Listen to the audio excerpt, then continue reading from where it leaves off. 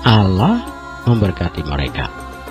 Lalu Allah berfirman kepada mereka, "Beranak cuculah dan bertambah banyak, penuhilah bumi dan taklukkanlah itu.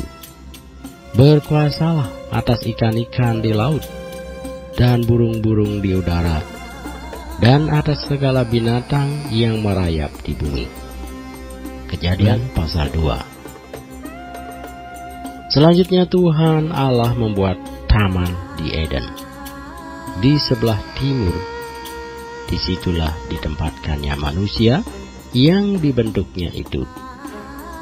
Lalu Tuhan Allah menumbuhkan berbagai-bagai pohon dari bumi yang menarik dan yang baik untuk dimakan buahnya, dan pohon kehidupan di tengah-tengah taman itu, serta pohon pengetahuan tentang yang baik dan yang jahat. Ada suatu sungai mengalir dari Eden untuk membasahi taman itu, dan dari situ sungai itu terbagi menjadi 4 cabang. Yang pertama namanya Pison, yakni yang mengalir mengelilingi seluruh tanah Hawila, tempat emas ada. Dan emas dari negeri itu baik, di sana ada damar bedolah dan batu krisopras. Nama sungai yang kedua ialah Gihon, yakni yang mengalir mengelilingi seluruh tanah Kusi. Nama sungai yang ketiga ialah Tigris, yakni yang mengalir di sebelah timur Asur.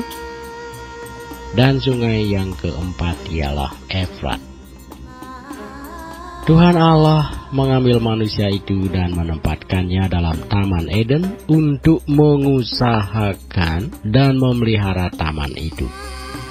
Lalu Tuhan Allah memberi perintah ini kepada manusia. "Semua pohon dalam taman ini boleh kau makan buahnya dengan bebas. Tetapi pohon pengetahuan tentang yang baik dan yang jahat itu, janganlah kau makan buahnya.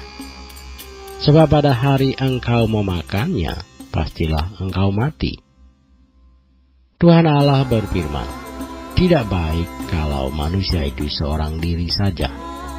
Aku akan menjadikan penolong baginya yang sepadan dengan dia."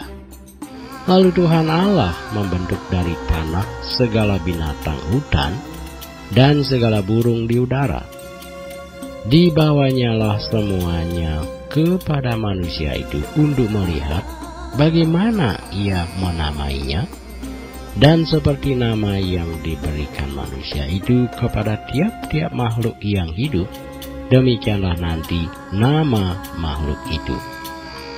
Manusia itu memberi nama kepada segala ternak, kepada burung-burung di udara, dan kepada segala binatang hutan. Tetapi baginya sendiri, ia tidak menjumpai penolong yang sepadan dengan dia. Lalu Tuhan Allah membuat manusia itu tidur nyenyak. Ketika ia tidur, Tuhan Allah mengambil salah satu rusuk daripadanya, lalu menutup tempat itu dengan daging. Dan dari rusuk yang diambil Tuhan Allah dari manusia itu, dibangunnyalah seorang perempuan, lalu dibawanya kepada manusia itu. Lalu berkatalah manusia itu, "Inilah dia, tulang dari tulangku dan daging dari dagingku. Ia akan dinamai perempuan, sebab ia diambil dari laki-laki. Sebab itu seorang laki-laki akan meninggalkan ayahnya dan ibunya dan bersatu dengan istrinya, sehingga keduanya menjadi satu daging." Mereka keduanya telanjang, manusia dan istrinya itu, tetapi mereka tidak merasa malu. Matius pasal 19.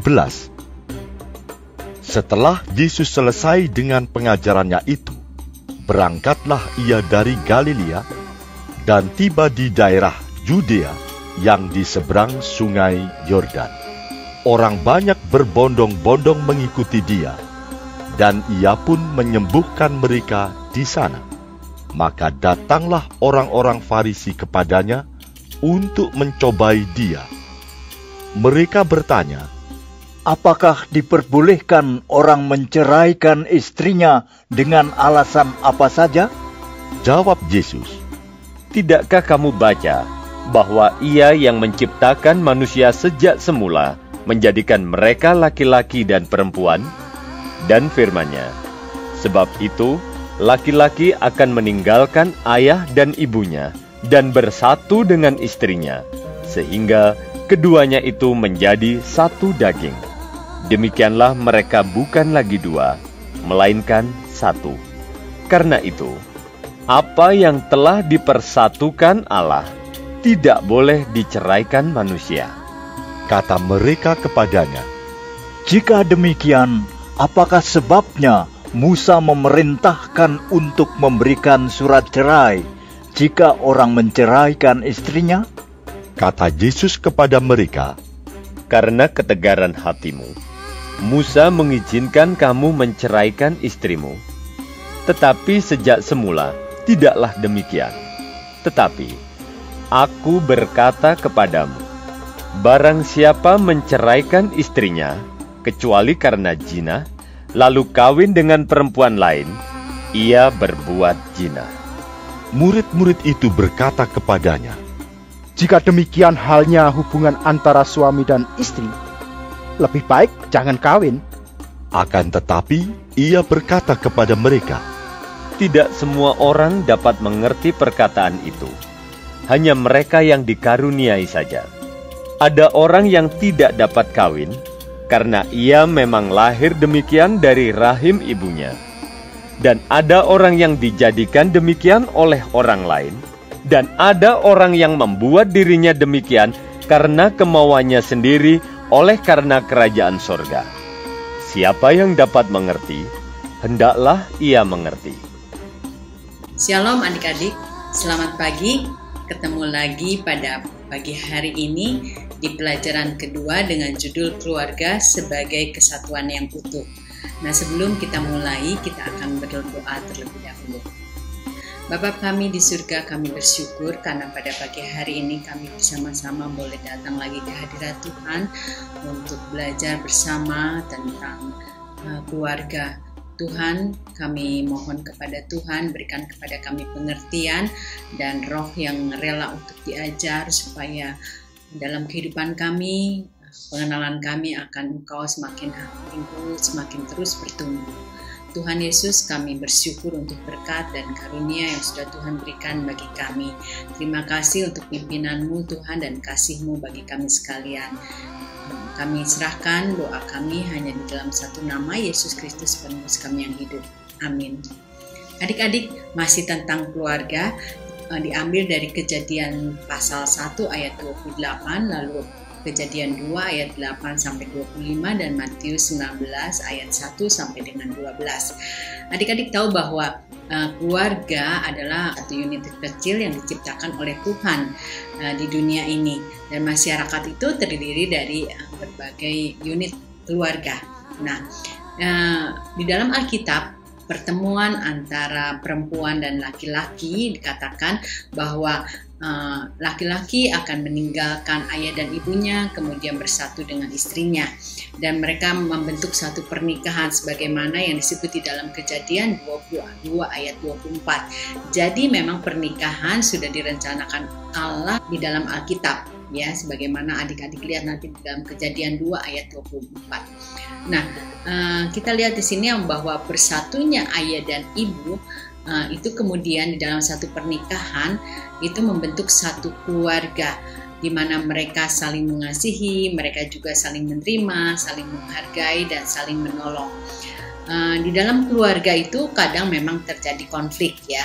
Nah, kita nanti akan belajar dan mungkin juga di keluarga adik-adik ada konflik antara orang tua, konflik orang tua dan anak, konflik antara adik dan kakak. Itu biasanya mewarnai hari-hari di dalam keluarga, dan itu hal yang menjadi biasa karena biasanya ketika konflik itu diselesaikan menurut apa cara Alkitab, maka semuanya akan terselesaikan dengan baik. Nah, kita akan melihat di sini bahwa keutuhan dan kebahagiaan keluarga itu tidak hanya semata-mata tergantung kepada materi atau kekayaan, tetapi Alkitab memberikan cara supaya keluarga itu hidup berbahagia. Di dalam Efesus 5 ayat 33 disebutkan di situ bagaimana anggota keluarga harus saling mengasihi, harus ayah mengasihi ibu dan ibu juga menghormati ayah, dan ini kasih merupakan dasar pengikat yang mempersatukan keluarga, sebagaimana ditulis di dalam 1 Korintus 13 ayat 4 sampai dengan 7. Orang-orang yang mempunyai kasih di dalamnya ada pengampunan, ada saling menghargai, ada keterbukaan, ada penerimaan dan lain sebagainya. Itulah bagaimana di dalam keluarga itu membentuk keluarga yang harmonis, membentuk satu keluarga yang bahagia. Alkitab sudah memberikan caranya. Nah, kemudian penyatuan ayah dan ibu di dalam pernikahan, seorang suami atau seorang laki-laki dan perempuan di dalam pernikahan itu kemudian mereka beranak cucu sebagaimana yang ditulis di dalam Kejadian 1 ayat 28. Memang Tuhan Allah menciptakan laki-laki dan perempuan dan kemudian mereka bersatu, yaitu supaya mereka beranak cucu dan bertambah banyak, katanya ya di dalam Kejadian 1 ayat 28. Kehadiran anak-anak di dalam keluarga memang itu sudah merupakan satu rencana Tuhan. Bagaimana anak laki-laki atau anak perempuan yang berbeda jenis kelamin itu di hadapan Tuhan itu sama. Jadi di dalam keluarga tidak boleh dibedakan antara anak perempuan dan anak laki-laki. Semua anak yang diberikan oleh Tuhan itu merupakan satu anugerah dan kepercayaan Tuhan terhadap keluarga itu. Sehingga siapakah anak itu, apakah laki atau perempuan, mempunyai derajat yang sama dan setara. Kemudian anak dikatakan adalah berkat Tuhan. Jadi karena itu berkat Tuhan dan anugerah Tuhan, maka tugas orang tua adalah memelihara anak dan mendidik anak itu menjadi anak yang baik dan berbakti kepada Tuhan. Di Alkitab juga kita mengetahui sebuah contoh, misalnya satu keluarga yang membedakan kasih sayang mereka terhadap anak-anaknya. Adik-adik mungkin dengar cerita tentang Ishak dan Ribka, ya, yang punya anak Esau dan Yakub, di mana ibunya lebih mengasihi Yakub dan ayahnya lebih mengasihi Esau. Bagaimana kemudian keluarga itu terpecah belah karena kasih yang berbeda-beda antara ayah dan ibu. Nah, kita menceritakan itu supaya menjadi contoh bagi kita bahwa dalam keluarga anak itu sama, perempuan dan laki itu sama-sama, ya. Dan kehadiran anak-anak itu harus dipandang sebagai satu yang melengkapi satu keluarga, dan di mana Tuhan mempercayakan anak itu kepada di dalam keluarga itu yang harus dibina dengan baik. Nah, kita melihat di sini keluarga yang harmonis. Tentunya keluarga Kristen mempunyai syarat-syarat tersendiri bagaimana keluarga yang harmonis itu. Nah, adik-adik, kesimpulan adalah begini, bahwa fondasi kehidupan keluarga adalah kasih, ya. Ayah mengasihi ibu mengasihi anak, dan ayah ibu saling mengasihi dan kemudian mengasihi juga memberi dan memberikan teladan bagi anak-anak. Nah, anak-anak harus mengasihi dan menghormati orang tua. Anggota keluarga itu saling mengasihi satu dengan yang lain, yang akhirnya dengan kasih itu membuahkan kedamaian, keharmonisan, pengampunan, keutuhan, persatuan, dan kebahagiaan. Dan juga kehadiran anak dalam keluarga itu merupakan berkat Tuhan. Oleh karena itu, seharusnya anak-anak dipelihara dan dididik sedemikian rupa. Itu merupakan tanggung jawab daripada kedua orang tuanya, ayah dan ibu. Untuk lebih detailnya, kita dengarkan bersama-sama yuk adik-adik apa yang dikatakan Pastor Alex. Silakan Pastor. Bapak, Ibu, saudara-saudari yang sangat dikasihi oleh Tuhan Yesus, renungan firman Tuhan kali ini adalah keluarga sebagai kesatuan yang utuh. Nas kita adalah dari Matius 19 ayat 1 sampai 12. Di dalam nas ini Tuhan Yesus terlibat di dalam 3 pembicaraan. Pertama adalah dari ayat 1 sampai ayat ke-6, pertanyaan diajukan oleh orang-orang Farisi kepada Tuhan Yesus. Di dalam pembicaraan pertama ini, pada intinya Tuhan Yesus mengatakan perceraian bukanlah kehendak Tuhan. Yang kedua adalah orang-orang Farisi yang sama melanjutkan pertanyaannya dengan pertanyaan kedua di ayat 7 sampai 9. Di dalam pembicaraan ini dinyatakan bahwa perceraian dapat terjadi akibat dari dosa seksual. Pembicaraan yang ketiga adalah antara Tuhan Yesus dengan murid-muridnya di ayat 10 sampai 12. Dari pembicaraan ini kita mengetahui tidak menikah adalah pilihan hidup yang juga alkitabiah. Mari kita lihat lebih jauh pembicaraan pertama. Ayat ketiga, maka datanglah orang-orang Farisi kepadanya untuk mencobai dia.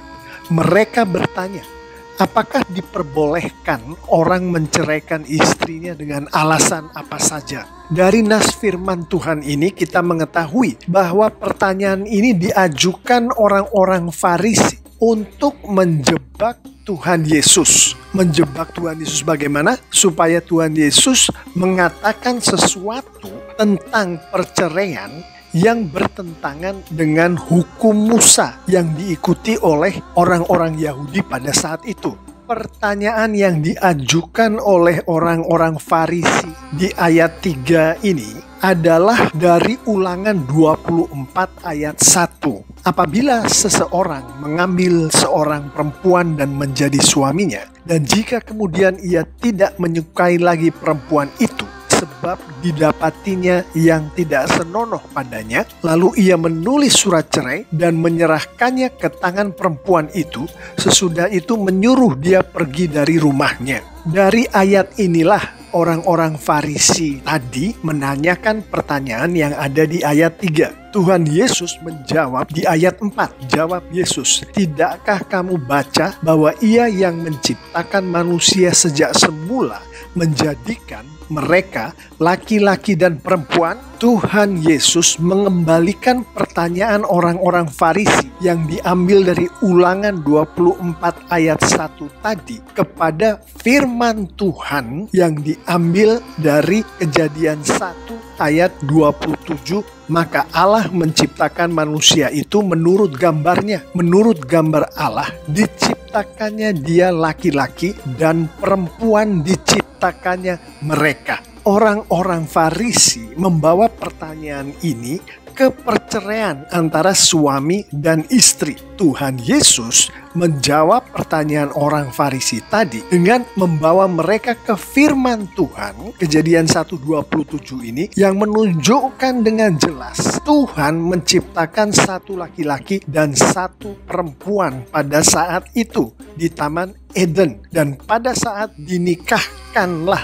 dua orang itu oleh Tuhan, mereka tidak di dalam situasi perceraian dalam bentuk apapun juga, karena satu laki-laki, satu perempuan. Perhatikan juga di dalam frasa satu laki-laki dan satu perempuan ini, satu laki-laki memiliki istri, satu perempuan. Demikian juga sebaliknya. Jadi orang-orang Farisi bertanya, bolehkah perceraian? Tuhan Yesus menjawab, tidak ada perceraian pada saat Tuhan menciptakan laki-laki dan perempuan, dan Tuhan membuat mereka berdua suami dan istri. Tuhan Yesus melanjutkan jawabannya di ayat 5 dan 6. Dan firman-Nya, sebab itu laki-laki akan meninggalkan ayah dan ibunya dan bersatu dengan istrinya, sehingga keduanya itu menjadi satu daging. Demikianlah mereka bukan lagi dua, melainkan satu.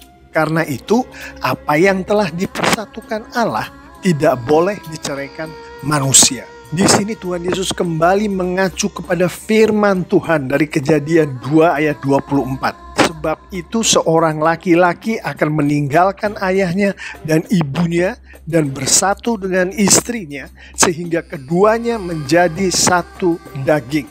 Kejadian 2:24. Perhatikan kata meninggalkan. Di dalam bahasa asli ini memiliki konotasi dilakukan dengan sengaja dalam jangka waktu yang permanen. Firman Tuhan menekankan pentingnya pernikahan dengan si suami setelah menikah meninggalkan ayah dan ibunya. Dengan sengaja meninggalkan ayah dan ibunya, mengikuti istrinya untuk tujuan permanen. Hal kedua yang ditekankan oleh Tuhan Yesus adalah kata bersatu. Di dalam bahasa aslinya, kata bersatu ini mengacu kepada persatuan fisik, persatuan mental, persatuan emosi, persatuan rohani antara seorang suami dengan istrinya.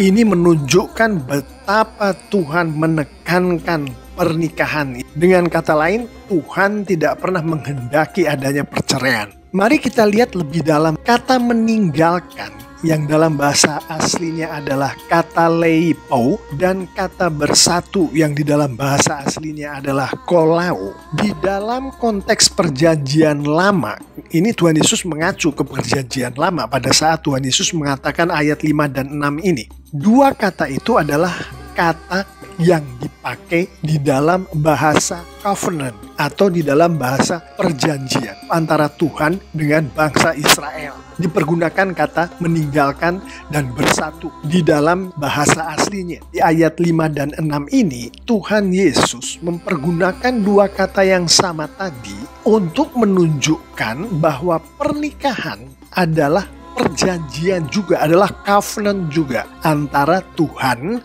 dengan anak-anaknya. Mari kita perhatikan lebih jauh lagi. Kata satu daging di dalam bahasa aslinya mia sarx itu hanya bisa dilakukan oleh Tuhan. Perhatikan tadi kata satu ini mengacu ke fisik, mental, emosi, rohani. Hanya Tuhan yang dapat menyatukan fisik, mental, emosi, rohani antara dua orang manusia, laki-laki dan perempuan. Dengan kata lain, pernikahan hanya bisa dilakukan oleh Tuhan. Kalau itu antara dua orang anak Tuhan. Dengan demikian, pernikahan adalah milik Tuhan. Jadi kalau ada di antara anak-anak Tuhan yang memberi suatu kuasa kepada seorang pendeta atau seorang hakim pengadilan pernikahan, sehingga dengan si anak-anak Tuhan ini memberi kuasa tadi, seorang pendeta atau hakim pengadilan pernikahan bisa menceraikan dua orang anak Tuhan, maka si anak Tuhan yang melakukan ini pada dasarnya memberikan kekuasaan kepada pendeta itu, kepada hakim pengadilan pernikahan itu di atas Tuhan. Memberi kuasa di atas Tuhan kepada manusia, bukankah itu suatu penghinaan terhadap Tuhan? Jadi jangan sekali-sekali bagi anak-anak Tuhan bercerai. Karena dengan melakukan itu, anak-anak Tuhan ini menghina Tuhan dengan memberi kuasa kepada manusia untuk merusak apa yang sudah dipersatukan oleh Tuhan. Dengan jelas di sini firman Tuhan mengatakan perceraian bukan kehendak Tuhan. Kita lanjutkan ke pembicaraan yang kedua, di mana ada pernyataan bahwa perceraian dapat terjadi akibat dosa seksual. Orang-orang Farisi tadi melanjutkan pertanyaannya kepada Tuhan Yesus.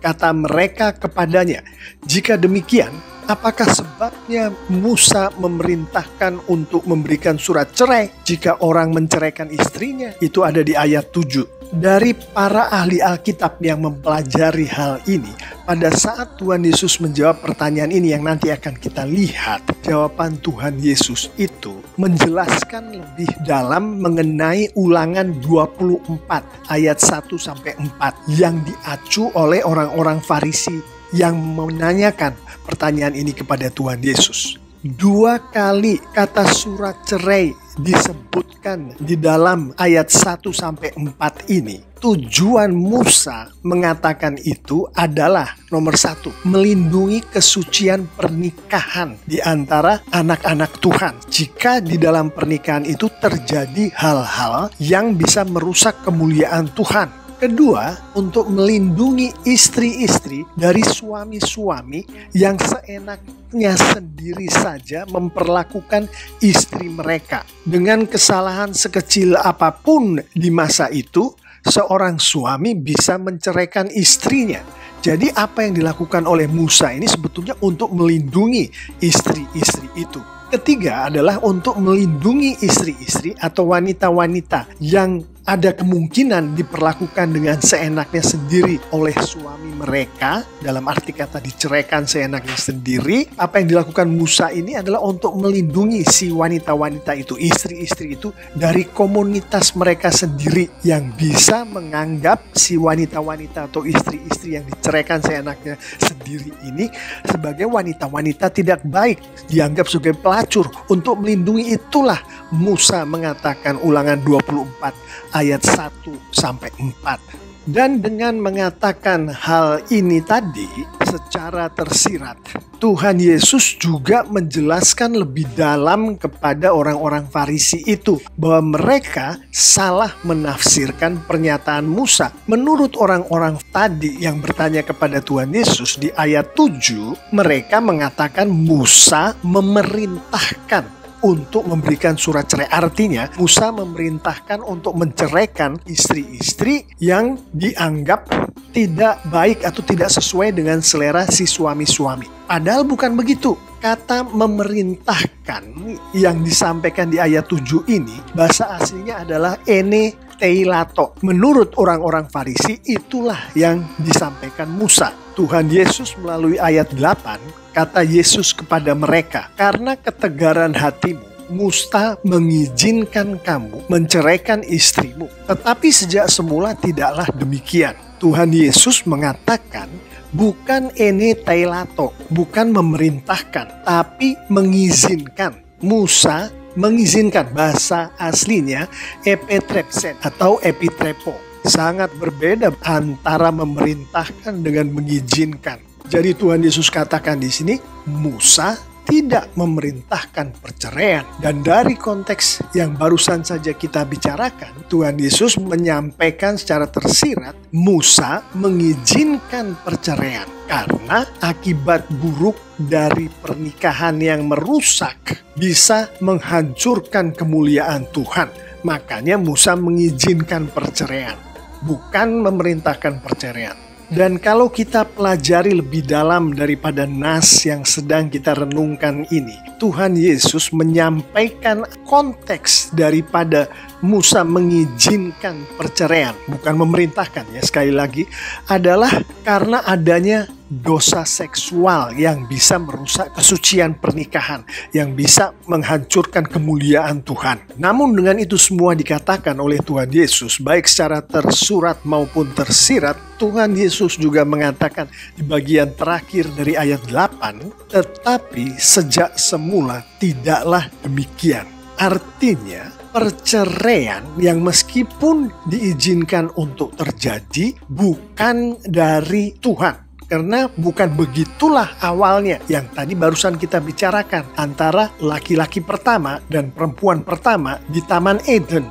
Dan satu hal penting lagi dari ayat ini yang kita harus betul-betul mengerti mengenai pernikahan di mata Tuhan adalah Yesus sendiri yang berbicara. Karena ketegaran hatimu, karena ketegaran hati orang-orangnya Tuhan sendiri di masa itu. Kata ketegaran hati ini di dalam konteks Alkitab yang manapun selalu dihubungkan dengan anak-anak Tuhan tidak mengikuti firman Tuhan. Anak-anak Tuhan melecehkan firman Tuhan. Dengan kata lain, siapa bercerai, dia melecehkan firman Tuhan, menistakan Tuhan. Karena apa yang dikatakan Tuhan Yesus tadi, yaitu antara lain Tuhan tidak menghendaki perceraian. Adapun pembicaraan terakhir adalah antara Tuhan Yesus dengan murid-murid Tuhan Yesus sendiri. Ayat 10, murid-murid itu berkata kepadanya, jika demikian halnya hubungan antara suami dan istri, lebih baik jangan kawin. Murid-murid mengusulkan hal ini mengingat bahwa pernikahan yang buruk, yang tidak memuliakan Tuhan, dapat mengakibatkan anak-anak Tuhan melecehkan firman Tuhan. Dapat mengakibatkan anak-anak Tuhan menista Tuhan. Makanya daripada hal itu terjadi, murid-murid mengusulkan sebaiknya nggak usah menikah saja, tetap sendiri saja. Mari kita lihat reaksi Tuhan Yesus di ayat 11 dan 12. Akan tetapi ia berkata kepada mereka, tidak semua orang dapat mengerti perkataan itu. Hanya mereka yang dikaruniai saja. Ada orang yang tidak dapat kawin karena ia memang lahir demikian dari rahim ibunya. Dan ada orang yang dijadikan demikian oleh orang lain. Dan ada orang yang membuat dirinya demikian karena kemauannya sendiri. Oleh karena kerajaan surga. Siapa yang dapat mengerti, hendaklah ia mengerti. Di sini secara tersurat dan tersirat, Tuhan Yesus mengatakan kepada murid-muridnya sendiri, hanya mereka yang dikaruniai, karunia tetap sendiri, karunia untuk tidak menikah, lah yang tetap sendiri, tetap tidak menikah. Dan Tuhan Yesus menjelaskan lebih jauh bahwa orang-orang yang dikaruniai karunia tetap sendiri ini termasuk mereka yang memang lahir tidak bisa menikah. Mungkin karena ada cacat bawaan atau hal-hal lain yang terjadi sejak di dalam kandungan. Kedua adalah mereka yang dijadikan demikian oleh orang lain. Ini termasuk orang-orang yang ditangkap di dalam peperangan, lalu orang-orang yang ditangkap ini dikebiri. Dan yang ketiga adalah orang-orang yang dengan kemauannya sendiri memang tidak bisa menikah. Baik itu karena janji iman, baik itu karena hal-hal lain, karena kerajaan surga. Jadi demikianlah renungan kita mengenai keluarga sebagai kesatuan yang utuh. Mari kita tutup renungan ini dengan melihat beberapa penerapan. Penerapan ini saya ambil dari Matius 19 ayat 1-12 yang sudah kita bicarakan tadi. Pertama adalah, jangan ada kata cerai di dalam kosa perbendaharaan kata anak-anak Tuhan. Kenapa? Karena kita tahu Tuhan tidak menghendaki perceraian. Penerapan yang kedua, jangan berpikir tentang cerai. Jangan masukkan kata cerai itu di dalam pikiran kalau kita adalah anak-anak Tuhan. Ide tentang perceraian itu melecehkan firman Tuhan, menistakan Tuhan. Dan yang terakhir adalah, kalau seorang anak Tuhan akan tetap sendiri, itu adalah karena Tuhan memanggil si anak Tuhan itu untuk tetap sendiri, untuk tidak menikah. Dengan kata lain, itu adalah karena karunia dari Tuhan, bukan karena lifestyle. Kalau kita mengikuti apa yang Tuhan kehendaki dari nas yang kita renungkan ini, kita memuliakan Tuhan. Dan pada saat Tuhan dipermuliakan oleh anaknya, Tuhan akan memberkati anak-anaknya yang memuliakan dia itu untuk kemuliaan Tuhan. Amin.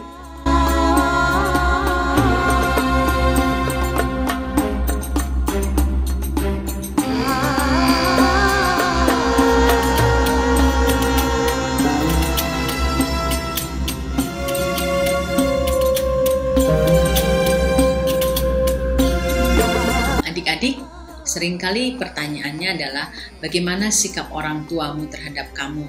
Adakah yang harus diperbaiki? Lalu apa usulmu untuk memperbaiki keadaan keluarga? Adik-adik, ayat hafalannya diambil dari Amsal 16 ayat 20. Siapa memperhatikan firman akan mendapat kebaikan dan berbahagialah orang yang percaya kepada Tuhan. Adik-adik, saya ingatkan kembali untuk mengumpulkan persembahan. Kemana transfernya? Ke rekening ini.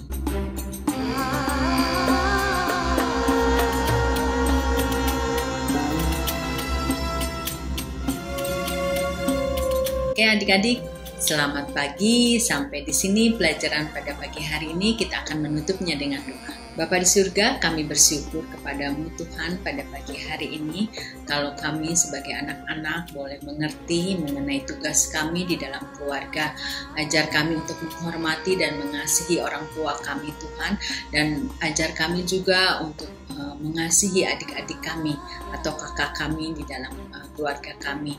Kami mau bersyukur karena Tuhan boleh menciptakan keluarga untuk dimana di dalamnya Tuhan kami boleh saling mengasihi dan kami boleh semakin mengenal Tuhan.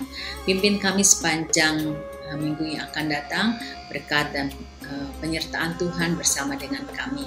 Ampunkan segala dosa kami Tuhan, hal-hal yang tidak berkenan di hadirat Tuhan.